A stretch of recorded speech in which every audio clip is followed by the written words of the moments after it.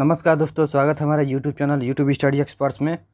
आज हम लोग ऑटोकैड के प्रश्न पढ़ेंगे। पहला प्रश्न है, ऑटोकैड का पहला संस्करण किस सन में आया था? तो 1982 ईस्वी में पहला संस्करण आया था। दूसरा प्रश्न है, ऑटोकैड के अब तक कितने संस्करण बाज़ार में आ चुके हैं? तो ऑप्शन डी सही होगा, 30 संस्करण आ चुके हैं। प्रश्न संख्या 3, ऑटोकैड का प्रयोग करते हैं। तो ऑटोकैड का प्रयोग उपरोक्त डी ऑप्शन सही है। उपरोक्त सभी में प्रयोग होता है। भवन की ड्राइंग बनाने के लिए, मैकेनिकल कंपोनेंट की ड्राइंग बनाने के लिए और इलेक्ट्रिकल कंपोनेंट की ड्राइंग बनाने के लिए प्रयोग की जाती है। अब बात करते हैं चौथा प्रश्न, ऑटोकैड का आविष्कार किस कंपनी ने किया? तो ऑटोडेस्क जो कंपनी है उसने ऑटोकैड का आविष्कार किया। प्रश्न संख्या 5, ऑटोकैड का 30वां संस्करण कब रिलीज हुआ? तो इसका आंसर सही होगा ए, 20 मार्च 2015 को 30वां संस्करण रिलीज हुआ। प्रश्न संख्या 6, ऑटोकैड के लाभ हैं। तो उपरोक्त सभी में लाभ हैं। इससे ड्राइंग बनाने पर त्रुटि की संभावना कम हो जाती है। इससे ड्राइंग बनाने में समय कम लगता है। और सी ऑप्शन, इससे ड्राइंग बनाने में खर्चा कम आता है। तो इन सभी में प्रयोग होता है ऑटोकैड। 7वां प्रश्न है, परम निर्देशांक पद्धति में एक लाइन को बनाने के लिए कितने पॉइंट की आवश्यकता होती है? तो ऑप्शन होगा बी सही होगा, 2 पॉइंट की ज़रूरत होती है। अगर हम लोग एक लाइन बनाते हैं तो 2 पॉइंट इसमें होता है। प्रश्न संख्या 8, ऑटोकैड सीखते समय सबसे ज़्यादा ध्यान किस पर देना चाहिए?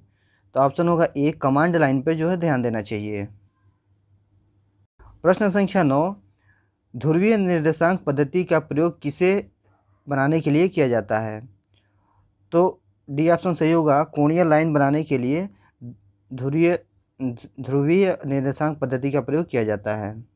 प्रश्न संख्या 10, ऑटोकैड में 3D मॉडलिंग के लिए उपयुक्त रैम है। तो ऑप्शन होगा डी, 4 GB या उससे अधिक। प्रश्न संख्या 11, लाइन बनाने के लिए किस कमांड का प्रयोग किया जाता है? तो लाइन बनाने के लिए बी ऑप्शन सही होगा, लाइन कमांड का प्रयोग किया जाता है। प्रश्न संख्या 12, ऑटोकैड में ऑर्थो मोड ऑन करने हेतु कौन सी की का प्रयोग किया जाता है? तो F8 जो है, F8 का प्रयोग हम लोग ऑर्थो मोड ऑन करने के लिए करते हैं। प्रश्न संख्या 13, आयत का निर्माण किन कमांड द्वारा भी किया जा सकता है? तो ऑप्शन नंबर ए, लाइन के द्वारा आयत का निर्माण किया जा सकता है। प्रश्न संख्या 14, ड्रॉ टूल से संबंधित कमांड नहीं है। तो ड्रॉ टूल में चैम्फर का कमांड नहीं आता है। लाइन आता है, पॉलीगॉन आता है और रेक्टेंगल भी आता है। ठीक है।